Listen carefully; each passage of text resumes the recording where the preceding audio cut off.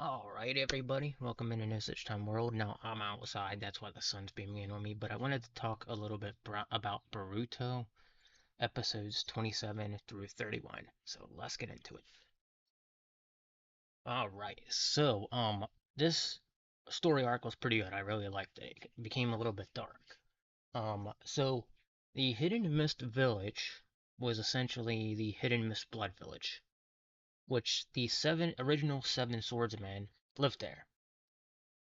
And as you know, in Naruto Shippuden, they kind of all just died off. The last of them was ended in Naruto Shippuden. I can't remember. One member of the Akatsuki was the last member, and he got killed eventually.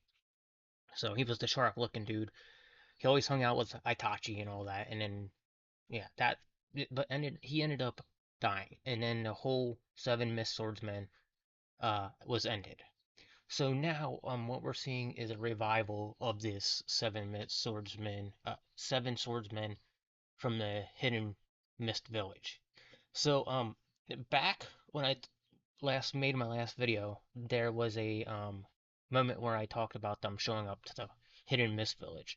Well, they're on this trip, and Shino told them to take this trip, and right before that, there was talks about war. So going deeper into this uh thing with the war, the seven hidden mist, the the seven swordsmen, um, were trying to be revived.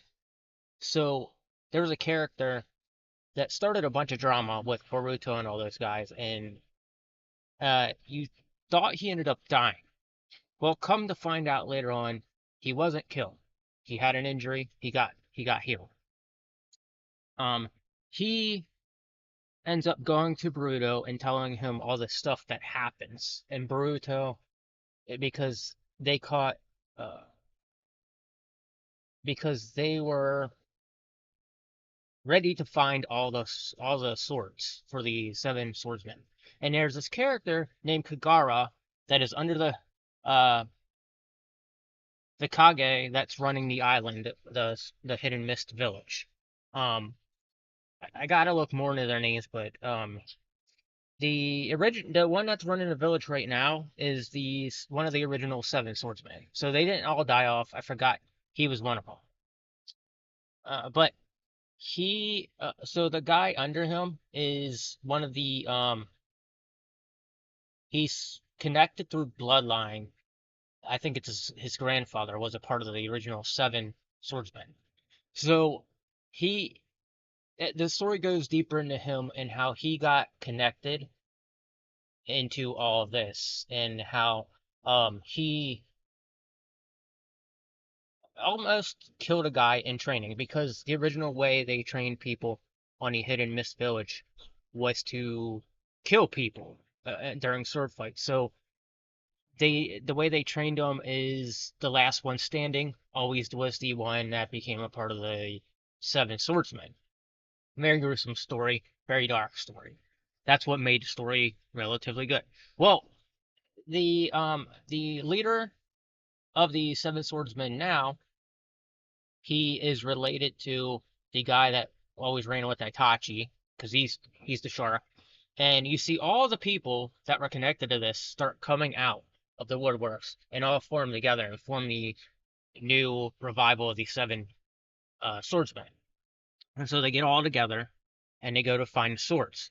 Well, Kogara, which is one of the seven swordsmen that was under the Kage right now that runs the land, he pretty much he was given a key, and without realizing it, he wanted to see the sword. Well, when he went to see the sword because it was locked up, all the swords are locked away.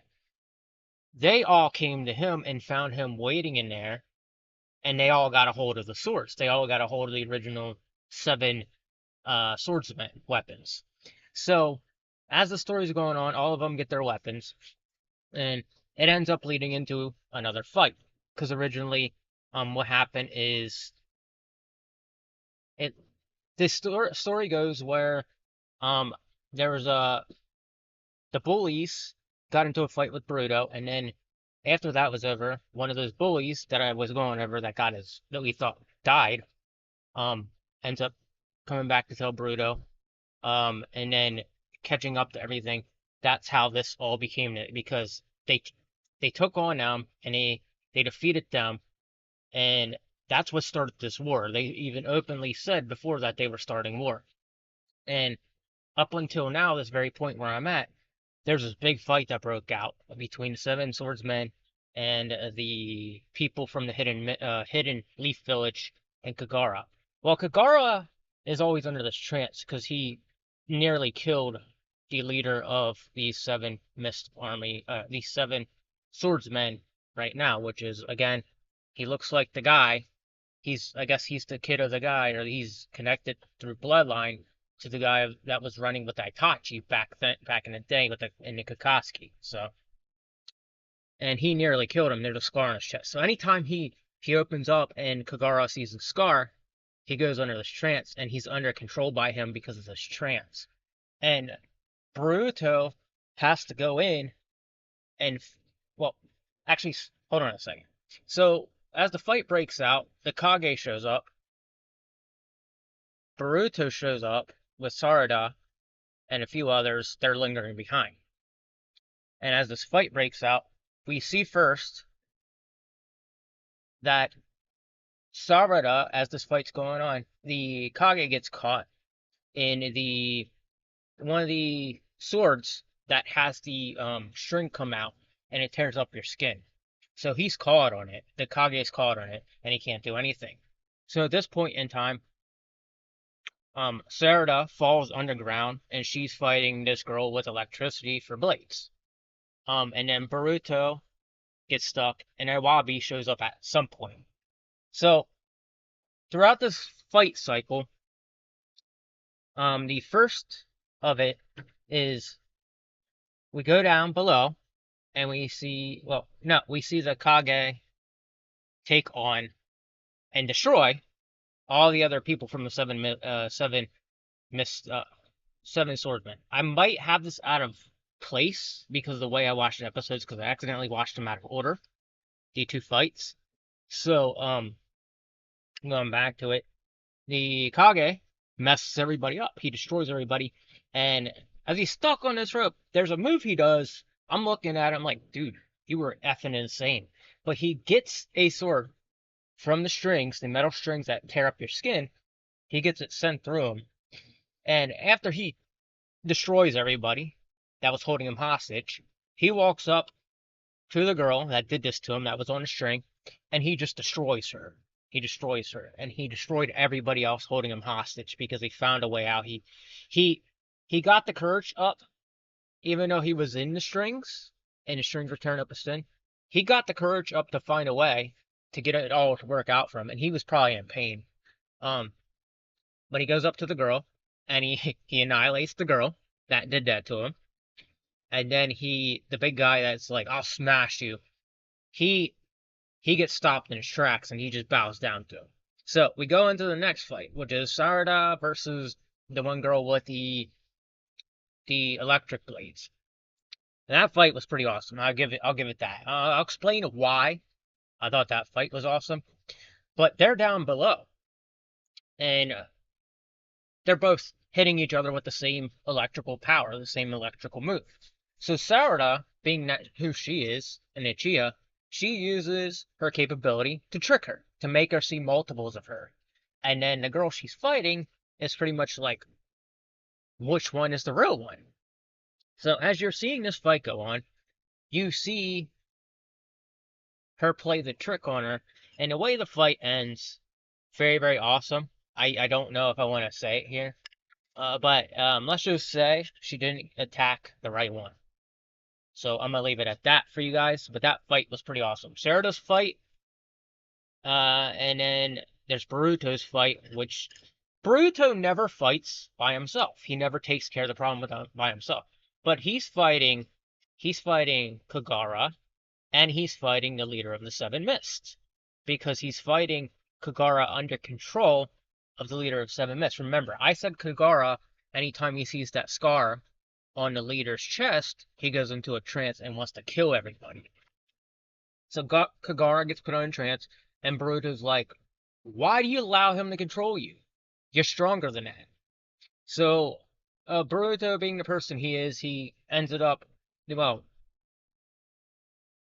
he out of nowhere come Mitsuki. So Mitsuki comes in and helps fight this battle that Boruto's kind of, not getting in the hang of and not taking control of.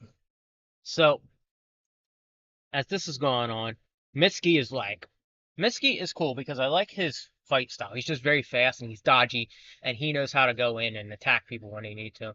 And he dodged a lot of like bullets at that point, which I mean metaphorically, you know, the guy would take water and he would just launch them at him like swords. So that's what the guy was doing. That's the leader. So they took the leader out by Boruto doing this really over the top, insanely cool maneuver, which I'll give it that. But it was a Naruto style, like it just Naruto. If like Naruto was young again and he saw that, that would be like Naruto would be trying that. So this is Boruto, Naruto's son. So he does this maneuver that's over the top, and they defeat him, and they get Kagara to go back to normal. And that's where I ended it because I wanted to see that fight. Now I'm getting ready to watch the rest of it. So I hope that made sense to you. It was a little everywhere, but that's what I remember happening, and that's what I remember seeing. So I'm gonna keep watching it and tell you what I think about it a little bit more. Um, I enjoyed the story arc and I enjoyed this fight. All right, so there you have it. I'm really enjoying this show. So far so good. It's still at the beginning now. Um, I'm waiting for really, really big stuff to happen, which it is. But I know later on it gets bigger and even crazier. So that's why I'm gonna continue to watch it. But if you like this one, hit the like button, subscribe to the channel, and I'll be back with more after this. So with that said, take it easy and have a wonderful day. And I think I'm gonna go watch Boruto before I go to work.